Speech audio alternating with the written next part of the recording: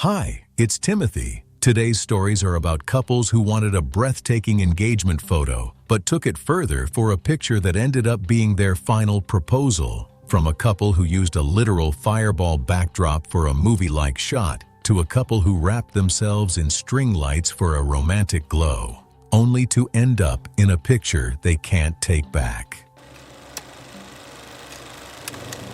It was a very hot summer afternoon on June 18, 2016. Outside a small town in Arizona, the dirt roads ended and the empty desert began. The sun was burning bright, making the temperature climb past 100 degrees. Alan Bates was 27 years old. He worked at an auto shop in town, the kind of guy who always needed people to look at him. He was getting married to Kim, 25, who managed a clothing store at the mall. She spent a lot of time on her phone, always posting, always thinking about how things looked rather than how they felt. They wanted engagement photos that would make people pause, not the usual park shots. They were after something bold, risky, unforgettable. I totally understand the couple. If they want to get unique engagement photos, after all, you don't get married every day. Alan had been talking about it for weeks. Real fire, he kept saying. Something that looks like a movie poster. Kim agreed. She wanted their love to look extreme, like nothing else online. They bought gasoline on the way out. A friend came along to hold the camera. They found a flat spot where the ground was hard-packed dirt and old broken glass.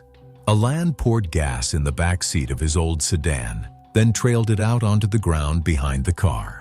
He did not know that gas gives off invisible fumes that collect in closed spaces. He thought the danger was just the flames he could see. They stood 6 feet behind the rear window, close enough to feel the heat when it started, far enough to feel safe. Kim wore a white dress she found on sale, and Alan wore his good jeans. They told their friend to keep filming no matter what. The smell was strong enough to make the eyes water. Puddles of fuel sat in the dirt, catching the sunlight. They did not do a test run. They did not check which way the wind blew. They just wanted the shot. Alan used a lighter on the gas trail. The flame moved fast along the ground, a thin orange line racing toward the car. It reached the vehicle and climbed inside through a gap in the window nobody had noticed. The fumes inside the car ignited all at once. Heat built up in the sealed cabin, pressure growing like a balloon filling with too much air. The rear window exploded outward in a sheet of glass and flame. The blast hit them directly. At the same moment, the gasoline pooled around their feet ignited, and the fire climbed up their clothes almost instantly. Their clothes caught fire immediately. They weren't just hit by the blast. They were suddenly surrounded by burning fuel with no clear way out. The gasoline on the ground around their feet lit up too. They had nowhere to go. The heat and flames took over faster than they could react, causing severe burns within seconds. They fell within seconds. The car kept burning. The friend dropped the camera and ran, but there was no water out there, no blanket, nothing to stop what was happening. Emergency services got the call from a cell tower near the dirt road. It took 20 minutes for the first fire truck to arrive. By then, the fuel had burned itself out. The car was a black shell. Alan and Kim were on the ground, unresponsive, their bodies showing severe thermal injuries consistent with being engulfed in open flame at close range. Investigators came the next day. They measured the scorch marks, tested the residue, reconstructed how the vapor had built up inside the closed car, and found its escape route through the window gap. The official finding was accidental death caused by thermal injuries. The gasoline used for the photo had created a confined vapor explosion that blew outward with lethal force. One of you once commented that the shot isn't worth the scars. Watching Alan and Kim's plan unfold, that line feels painfully true. They thought they were controlling the fire, but some situations don't wait for you to lose control. Sometimes you walk straight into something already out of your hands. It was September 9th, 2017, in a quiet industrial block in Chicago. The buildings were old and empty. The streets were cracked and dirty. There were no shops open and no people walking around like in other parts of the city. It was almost dark, and the only light came from a few weak street lamps. That evening, Corey Glenn, 29, a warehouse worker, came there with his partner Manny Glenn, 26, a hairstylist. Corey liked rough places and thought this spot would look real in their engagement photos. Manny cared a lot about how things looked online. He wanted people to see them as bold and different. They both believed a normal park or studio would feel fake, so they picked this place, even though they both knew it had a bad reputation. They got there just before sunset. Right away, they noticed a few people standing at opposite ends of the alley, far apart from each other, like two separate groups holding their own space. No one said anything to them, but the mood felt off. Corey looked around and quietly suggested they move closer to a wall, just in case. Manny shook his head. He wanted the shot to be centered, with the alley stretching behind them. He said it would look better that way. They set up right in the middle of the alley, trapped between two groups of people watching them from both ends. They were completely out in the open. Corey held the camera while Manny figured out the angles and poses. A few times, Corey glanced over his shoulder. The people at both ends of the alley were still there, and more had started to show up.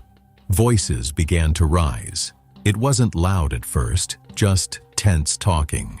Manny told Corey to keep going. He didn't want to waste the light. If I were in that situation and felt unsafe, I would immediately walk away. But sadly, they chose to stay, and that was probably the stupidest decision they have ever made. The voices got louder.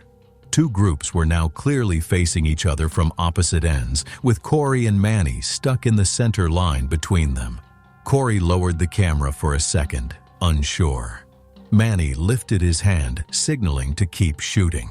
He stepped back into position, still in the center line. The groups closed the distance fast.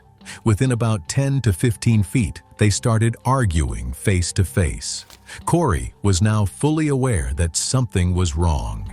He shifted his weight like he was about to move. Manny didn't step away. Then one person raised a handgun. Shots were fired straight down the alley. Manny was hit first. The bullet struck his upper chest, and he fell backward onto the ground. Corey flinched and tried to move toward the side, but he was still standing in the open. More shots followed immediately in the same burst, hitting Corey before he could reach any cover. Both of them went down right in the middle of the alley, directly between the two groups exchanging fire. The people involved in the fight scattered and ran. The entire burst of gunfire was short, but it was enough. Someone nearby called 911 shortly after. By the time the paramedics got there, Corey and Manny were both lying unconscious on the ground. There was no indication that they'd even been involved in the fight, and they didn't have any weapons on them. Their camera was still sitting right there, just a few feet away. The scene showed a clear line of fire from one end of the alley to the other. Both victims had been standing directly in that path. Their injuries matched the direction of the shots. Investigators later confirmed that the gunfire was not aimed at them. They were caught in the middle of two opposing groups firing down the same narrow alley. It's crazy how such a small decision mattered so much. Walking just a few steps to the side could have changed the whole story. Instead, they stood their ground because they really wanted that shot. Another detail that stood out was how long they stayed, even after the tension grew. Witness accounts suggested the raised voices started well before the shooting. It wasn't sudden. There was time to leave, and signs that things were getting worse. Their deaths were recorded as a double bystander fatality. The cause of death for both was gunshot wounds sustained while standing in an active conflict zone. Corey and Manny stayed in a place that was already turning dangerous, but in the next story, the risk isn't around them. It's something they choose to get closer to. It was March 22, 2015, at a small regional zoo in Florida. The paths were simple and quiet. There were fences around each animal area and clear signs telling people where to stand. It was a normal day, with a few visitors walking around and looking at the animals. That day, Shane Crisp, 31, a photographer, came with his partner Harold Crisp, 33, who worked as a trainer. Shane liked getting close shots. He always wanted pictures that looked different from what other people had. Harold was confident and liked to prove he could handle daring situations. They were there to take engagement photos, and Shane wanted one shot that felt bold and up close. They walked past a large animal enclosure that had a viewing fence and warning signs. The signs showed a clear line where visitors had to stay behind. Shane looked at the space and said it wasn't close enough. Harold looked at the same area and didn't push back. Instead, he treated it like a challenge. They both noticed a gap area along the side just past the main viewing spot. It wasn't a wide opening, but a narrow service corner where the public fence ended, and a secondary inner barrier, set a few feet back from the enclosure wall, created a tight, offset boundary. It was designed so staff could access the edge while still keeping a safe buffer, but at that corner, the distance between where a person could stand and where the animal could reach was noticeably shorter than along the main viewing line. There was a barrier, but it could be climbed over with some effort. Shane went first, stepping over. Harold followed right after. Now they were inside a restricted space, closer than anyone else. The ground there was uneven, with loose dirt and small dips. The area forced them to stand along the inner barrier line, which ran almost parallel to the enclosure edge at that corner, leaving only a narrow strip between them and the animal's side of the boundary. Shane started setting up the shot, moving Harold into position. He adjusted angles and distance, trying to frame the animal behind him. I think this is where things turned. They already had a good view from the safe side, but I don't understand why they wanted something more. Inside the enclosure was a cougar, a large predator built for speed and short bursts of force. What they didn't fully see was the animal watching them. Its head was low and its body stayed still at first, but it was tracking their movement as they stepped closer to the boundary. Shane kept guiding Harold, asking him to take a small step back, then to the side. Harold shifted his feet on the uneven ground. He tried to keep balance while staying in position for the shot. Then the animal moved. It covered the distance fast, closing in on that offset corner where the enclosure wall and inner barrier narrowed the gap, allowing the animal to reach through the boundary space without crossing it. Harold lost his footing first. His foot slipped on the loose ground, and he fell forward, closer to the enclosure line. That placed him within reach range. The animal struck immediately. It made contact at close distance, reaching across the shortened corner gap where the separation between human and enclosure was at its smallest, knocking Harold down. Shane reacted right away and moved toward him, trying to pull him back. But in doing that, Shane stepped into the same danger point. A second contact happened within seconds. The animal reached again at the same boundary gap. Shane was pulled off balance as he tried to grab Harold.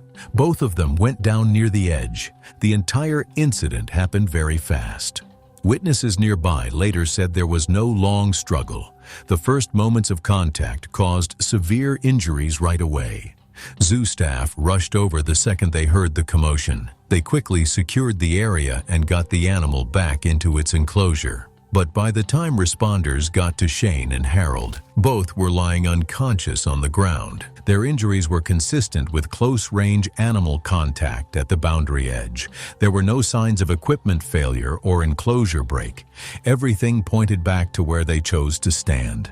I feel like they underestimated how fast things can change. Being close might feel exciting, but it removes any room to react. The case was recorded as an accidental death. The cause was fatal injuries from animal contact after entering a restricted zone. The findings were clear. Shane and Harold crossed a barrier, moved into a space not meant for them, and stood within reach of a dangerous animal. That decision led directly to the outcome. They crossed a line that was there for a reason, and next, you'll see what happens when someone ignores the same kind of limit, but this time, there's nothing to catch them. It was May 27, 2018, on a canyon ridge in Utah. The ground was dry and uneven. The edge dropped off steep with rocks below. There were no rails or fences, just open space and a long fall down. That day, Shireen Sterling, 28, came with Gerald Sterling, 30. Shireen liked outdoor trips and often acted like she knew what she was doing. Gerald trusted her and followed her lead. They were there to take engagement photos, and Shireen wanted one where she would lower herself down the cliff with a rope. She thought it would look bold and different. I've followed someone else's lead before just because they seemed confident. Gerald's trust was real, but he didn't expect what would happen to him next. They walked along the ridge until they found a spot where the drop looked clean. There was a large, rounded rock near the edge. Shireen chose it as their setup point. She took out a rope and looped it over the rock. She didn't tie it down nor use any backup. The rope just rested over the smooth surface. Gerald stayed a few feet back holding part of the rope. He asked a few simple questions, but Shireen waved them off and kept moving. There was no testing of the setup, no pulling hard to check if it would hold. When Shireen leaned on the rope lightly, it shifted a little over the rock, but she didn't stop. Shireen stepped closer to the edge and turned her body to face outward. She held the rope and leaned back slowly. At first, the rope stayed in place, but as she leaned back and let it take her full weight, the rope began to slide right off the smooth rock. The movement was quick. Within seconds, the rope slipped free from the top. There was nothing holding it in place. Shireen dropped suddenly, falling down the face of the canyon. She fell about 60 to 70 feet, hitting a ledge on the way, and then the rock below. The rope came down beside her. At the top, Gerald was still holding the rope. As Shireen's full weight suddenly dropped, the rope didn't go slack. It ripped rapidly through his hands, burning across his grip and yanking him forward in one sharp pull. The sudden force dragged him off balance before he could react. He stumbled toward the edge without meaning to, his footing giving way on the loose ground near the rim. He tried to catch himself, but there was nothing to grab. Gerald fell from the same edge, going over just moments after Shireen. He hit the lower rocks shortly after, landing in the same area. People nearby later reported hearing the fall and called for help. Getting down to the base of the canyon took time because of the rough terrain. When responders reached them, both Shireen and Gerald were unresponsive. The rope was found at the bottom with them. There were no broken parts, no cuts, and no signs that the rope itself failed. The rock at the top showed marks where the rope had slid off. There were no knots or anchors left behind. A closer look at the setup made things clear. The rope had only been looped over a rounded rock with a smooth surface. There was nothing to lock it in place. No backup line, no second anchor, nothing to stop it from slipping once full weight was applied. Investigators also noted that the position Gerald stood in made things worse once the rope slipped. He was too close to the edge, holding loose rope instead of being secured himself. When the load suddenly transferred and the rope tore through his hands, the force pulled him forward, leaving him no time or stability to recover. Another detail showed that the rock they used had a smooth, worn surface from years of wind and sand. That made it easier for the rope to slide once weight was added. Even a simple knot or second tie point could have slowed or stopped that movement, but none was used. Their injuries were consistent with a fall from height. The distance and the impact points matched the position where they went over the edge. There were no signs of outside factors or interference. The case was recorded as an accidental fall. The cause of death for both was blunt force injuries from falling off the canyon ridge. The findings showed that the rope system was not secured in any way. Without a proper anchor, the rope slipped under load, leading to the fall. This is the lesson that the story left me. No photo or moment is worth a life. That fall happened in seconds, but not every danger drops you right away. Some give small warnings first, and people still choose to stay. It was November 14th, 2016, at an old office building in Detroit. The place was quiet and partly torn down. The front had warning signs, and some of the outer walls were already damaged. Inside, the floors were dusty and parts of the ceiling were hanging low. Gary Fry, 34, worked in construction. He had been around job sites for years, and that made him feel like he understood how buildings held up. Lois Fry, 32, worked in retail and had a calmer personality. She didn't like risky places, but she trusted Gary's judgment. They came there to take engagement photos. Gary wanted something that looked new and different, not clean or perfect. They went in through a side opening where a door used to be. The air inside felt dry. As they walked, their steps pushed small bits of debris across the floor. Gary kept looking up, scanning the ceiling like he was checking it. Lois followed behind, adjusting the camera and trying to match what he had in mind. They stopped in a room where the ceiling dipped down in the middle. It wasn't flat anymore. One section sagged lower than the rest, with cracks running out from it. Gary pointed at that spot and stood under it, like he had already decided. Lois stayed a few feet back at first, looking up. Dust fell in light sprinkles from above. Not heavy chunks, just enough to notice. The ground also had a faint vibration, like something far away was moving the structure just a little. Even if you don't know anything about buildings, you can tell when one is about to fall apart. With a structure like that, they should have just found a new place for their engagement photos. Gary called Lois over to stand with him. She stepped in, still holding the camera. Instead of backing away, she adjusted her angle so the broken ceiling would sit right above them in the frame. They were now directly under the lowest point. They stayed there longer than you would expect. Small bits kept dropping. Some landed on their shoulders and the ground around their feet. Gary didn't step out. He stayed still, focused on the shot they wanted. Then, the ceiling shifted again. This time, it was more than just dust. A thin line along the sagging part opened wider. The center section dropped slightly, just a few inches at first. Lois shifted her feet, but she didn't move away. The next moment, the whole weakened section gave out. A large piece of the ceiling fell straight down onto both of them. The weight hit them fast and hard, knocking them flat to the floor. Right after that, more debris came down from the edges, adding to the pile. The room filled with dust so thick it blocked most of the view. Fine particles spread through the air and settled over everything. They were trapped under the debris with no clear space to move. The collapse covered the exact spot where they had been standing. There were no clear paths out once the material settled. When they didn't come back out, concern grew. Someone nearby eventually called for help. Entry into the building took time because parts of it were still unstable. Crews had to make sure nothing else would fall before going inside. When they reached the room, Gary and Lois were found beneath the broken ceiling. There were no signs of movement. The debris had pinned them completely.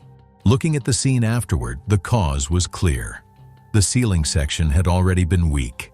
The cracks and sag showed that it was close to failing even before they arrived.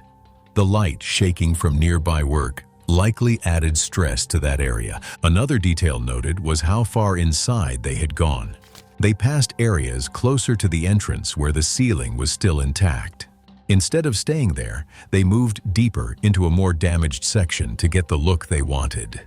Their injuries matched a heavy collapse from above. There were no signs that anything else caused it. The structure failed right where they stood. The case was listed as an accidental death. The cause was crush injuries from a ceiling collapse inside a damaged building. The final review showed that they had walked past safer areas, moved deeper inside, and stood under the most unstable section on purpose.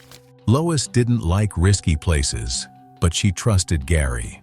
That trust is what pulled her deeper inside, past safer areas, into the most unstable part of the building. Sometimes, trust can override instinct. They stood under something already breaking, and in the next story, the danger isn't above them. It's something they bring into their own hands.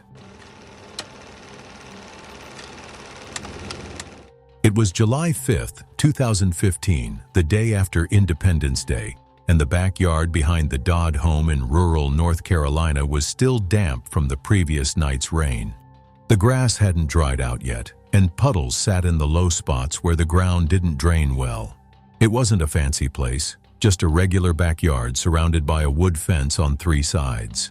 That's where Ray and Hannah Dodd decided to take their engagement photo. Ray was 26. He worked a trades job, liked doing things himself, and wasn't the type to spend money when he thought he could figure something out on his own. People who knew him said he was resourceful, always looking for a workaround. Hannah was 24, a little more cautious by nature, but she trusted Ray. They'd been together long enough that when he said something would work, she usually went along with it. The two of them had just gotten engaged and wanted to capture the moment in a way that felt personal. The idea they landed on involved wrapping themselves in string lights, the kind people hang on porches or around Christmas trees, and having a friend snap the photo in the backyard. I get the idea, honestly. It sounds sweet. The problem is that ideas that sound sweet can turn dangerous real fast when safety gets pushed at the back. Ray went to the garage and pulled out a set of old string lights they already had. These weren't new lights. The wire coating on several sections was cracked and peeling, and in at least one spot, the inner metal wire was exposed where the insulation had worn completely through. He plugged them in to test them, but the lights flickered. Ray noticed, but decided it wasn't worth a trip to buy a new set. That decision is the one that started everything. Hannah didn't push back hard either. They used what they had. They ran an extension cord from the outlet on the back of the house, and the cord stretched across the wet grass to reach them near the middle of the yard. Neither of them had shoes on. The ground was soft and damp beneath their feet. They began wrapping the string lights around themselves, around their arms, their torsos, pulling the strand tight so it would show up clearly in the photo. The damaged section of wire, the one with the exposed conductor, ended up pressed directly against Hannah's skin somewhere along her midsection. When Ray switched the lights on, the power came through, and it came through wrong. The exposed wire made contact with Hannah's skin. The current left the wire, passed into her body, traveled down through her legs, and went straight into the wet ground beneath her bare feet. She didn't cry out. She didn't stumble or grab for something. She dropped immediately, still wrapped in the lights, and didn't move. Ray saw her go down. His first instinct, which is almost everyone's first instinct, was to grab the wire and pull it away from her. He reached for the same section that had already shocked her. The moment his hand closed around that part of the cord, he became part of the same electrical path. The current that had already been flowing through Hannah now flowed through him too. Both of them were in contact with a live wire, both of them barefoot on wet ground, and the power kept running. A neighbor was the one who cut the power. Exactly how long the current had been flowing through both of them isn't known, but electrical injury happens in seconds. By the time the circuit was broken and people reached them, Ray and Hannah were both unresponsive in the grass, still tangled in the lights. Emergency responders arrived and worked on both of them. Neither survived. Investigators who came out afterward didn't have to look long to understand what had happened. The evidence was right there. The string lights were still in the yard. The damaged section of wire with the exposed conductor was identified. The extension cord ran across the wet grass in a straight line from the house to where they'd been standing. They were two young people in love, trying to make a memory. Instead, a neighbor had to run across the yard to unplug an extension cord while two people lay motionless in the wet grass, still wrapped in Christmas lights. The engagement photo was never taken. How many times have you looked at something broken, watched it flicker, and told yourself it was good enough? Because Ray did exactly that. And that thought alone should follow you the next time you reach for something you already know isn't safe.